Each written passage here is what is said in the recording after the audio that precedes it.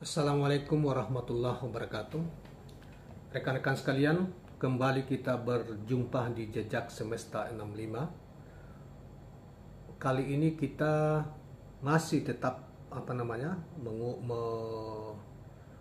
memberitakan tentang apa yang terjadi di PT GNI atau kerusuhan yang terjadi PT GNI Morowali atau Industrial Nikel di Morowali 2 hari terakhir ini.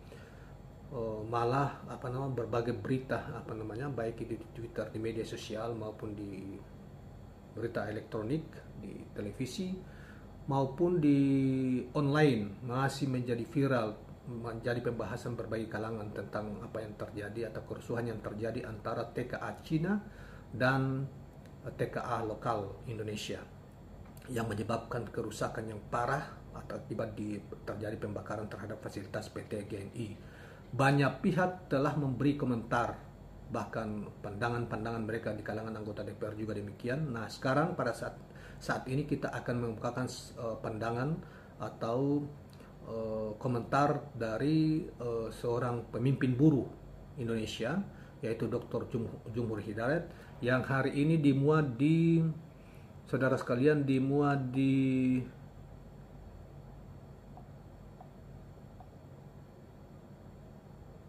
kantor berita itu ya, Antara Megapolitan, yang dikutip di Twitter hari ini dengan judul Jumhur Hidayat _2 kerusuhan di Morowali Utara akibat ketidakadilan yang dirasakan langsung oleh pekerja lokal atau warga negara Indonesia.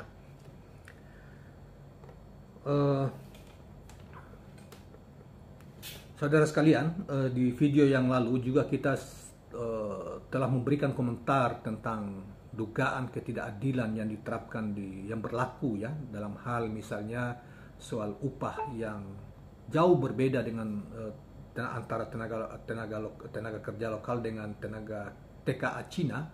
Itu jauh berbeda, di mana TKA Cina dibayar dengan tinggi, upahnya tinggi, sementara di TKA lokal diduga upahnya sangat rendah. Itu yang membuat ketidakpuasan dari masa ke masa, dari waktu ke waktu, bukan hanya di PT GNI ini, tetapi juga di tempat-tempat yang lain di mana ada investasi Cina dan di mana ada TKA asing Cina bercokol, atau bekerja, dan itu juga sudah kita sering dengarkan. Nah, kebetulan saudara sekalian, di TKA di Morowali ini, terutama di PT GNI ini, menimbulkan reaksi yang keras dan sampai terjadi pembakaran dan lain sebagainya terhadap fasilitas perusahaan, sehingga itu menjadi viral ya. Bahkan ada korban yang meninggal, yaitu diberitakan bahwa 2 tenaga kerja lokal Indonesia meninggal dunia dengan 1 dari pihak tenaga kerja Cina. Baiklah kawan-kawan sekalian, kita membacakan berita yang diambil dari Antara ini dan terkait dengan masalah pandangan atau komentar dari seorang pemimpin buruh, yaitu Dr. Jumhur Hidayat.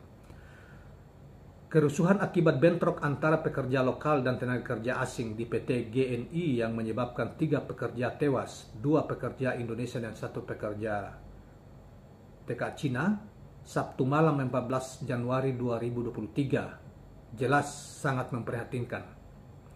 Kejadian ini jauh sebelumnya memang sudah dapat diduga karena kebijakan pemerintah tentang pembiaran derasnya TKA, tenaga kerja asing, khususnya dari Cina, memang sudah sangat keterlaluan. Kawasan industri yang terjadi di berbagai tanah air, termasuk di Morowali Utara, sudah seperti negara dalam negara, kata Jumhur Hidayat. Di kawasan-kawasan industri milik Cina itu sudah menjadi pengetahuan umum bahwa upah TKA Cina besarnya berkali-kali lipat lebih banyak dari upah pekerja lokal untuk jenis pekerjaan yang sama.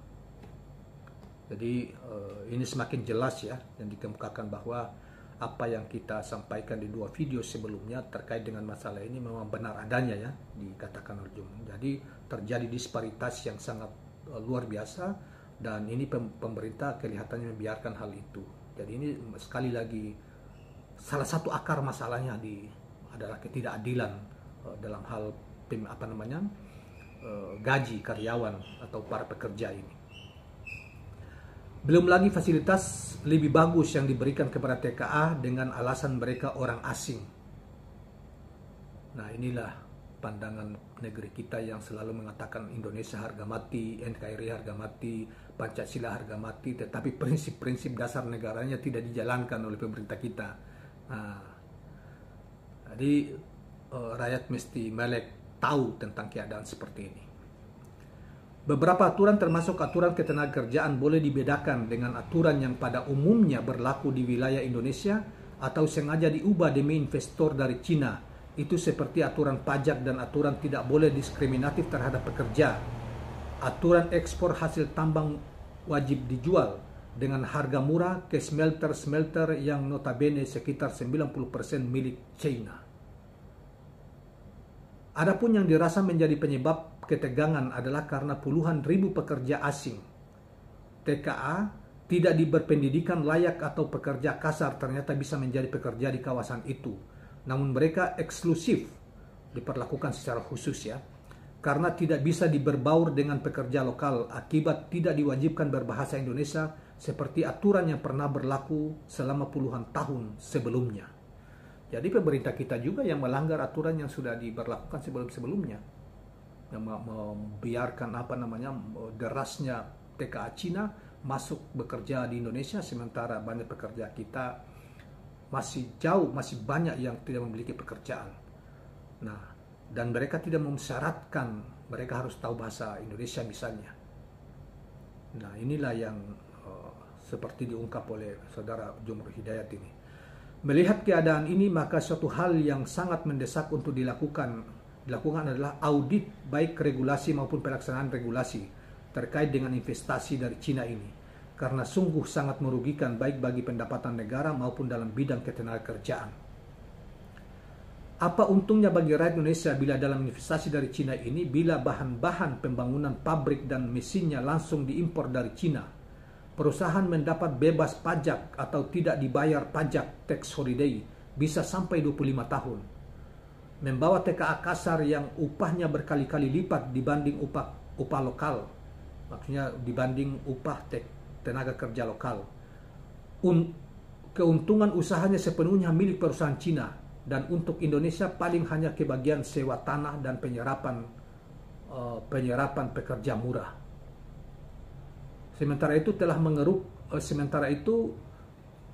setelah mengeruk kekayaan luar biasa yang ditinggalkan adalah lingkungan yang rusak.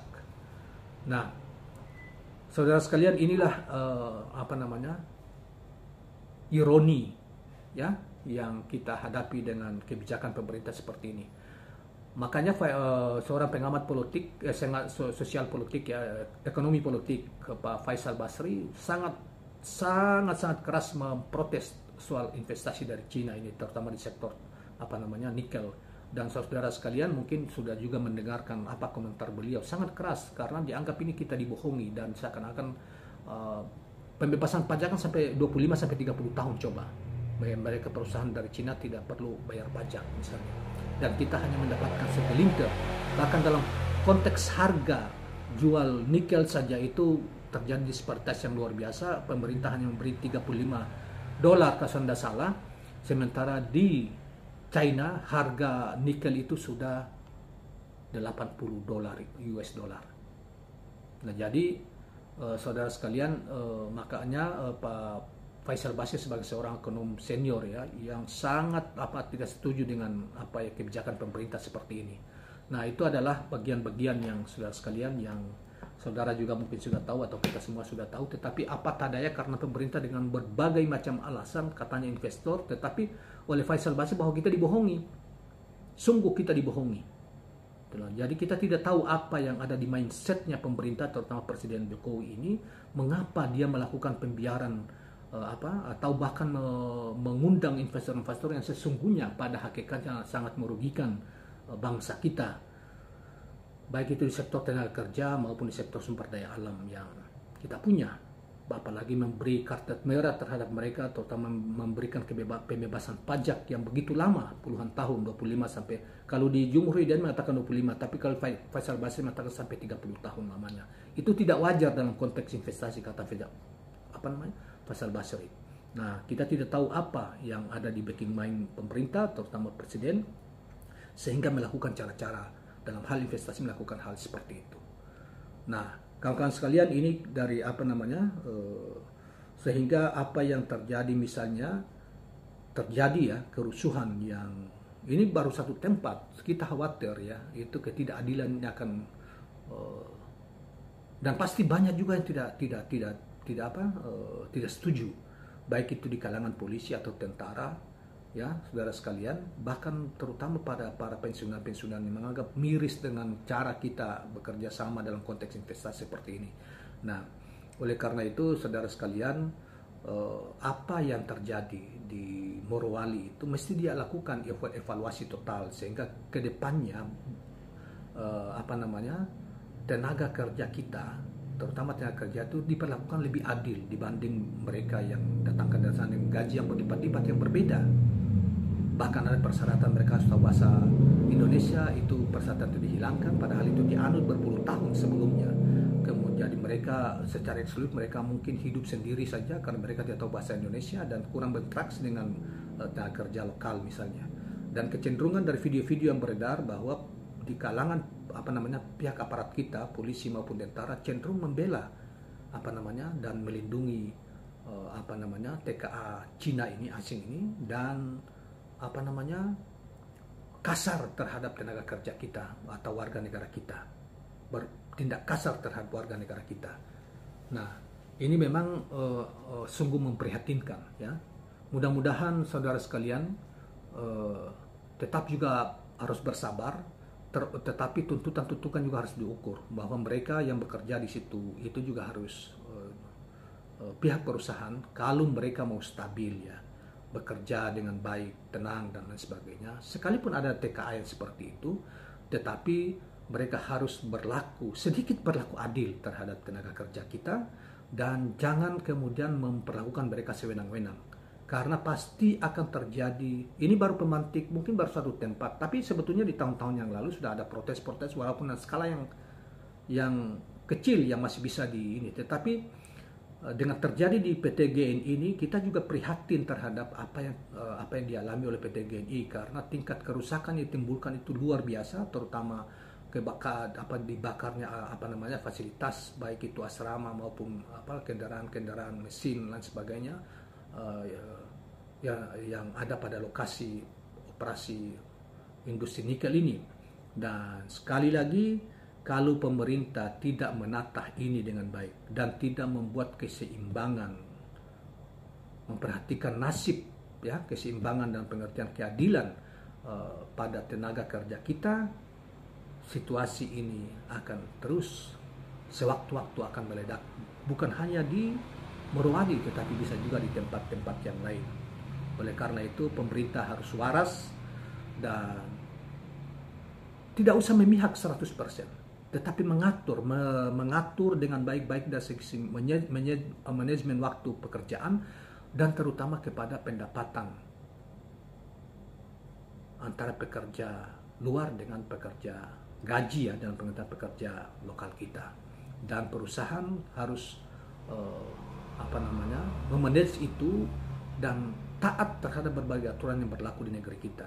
Dengan begitu, maka ideologi kita sebagai Pancasila yang kita agung-agungkan selama ini, kita sebut setiap saat Pancasila harga mati, NKRI harga mati, itu bisa bukan hanya sebagai slogan untuk menutupi ketidakberesan yang selama ini berlangsung, tetapi betul-betul bisa kita wujudkan dan rasakan sebagai bangsa, sebagai rakyat Indonesia. Baiklah kawan-kawan sekalian, demikianlah komentar kita setelah kita membacakan apa yang disampaikan oleh Dr. Jumhur Hidayat sebagai salah satu pemimpin buruh di Indonesia. Kawan-kawan sekalian, jangan lupa subscribe, like, dan share channel ini. Assalamualaikum warahmatullahi wabarakatuh. 今天又开始了，咱们今天一定为曹海东报仇啊！ OK。好，哎，为曹总报仇。好，干死一个。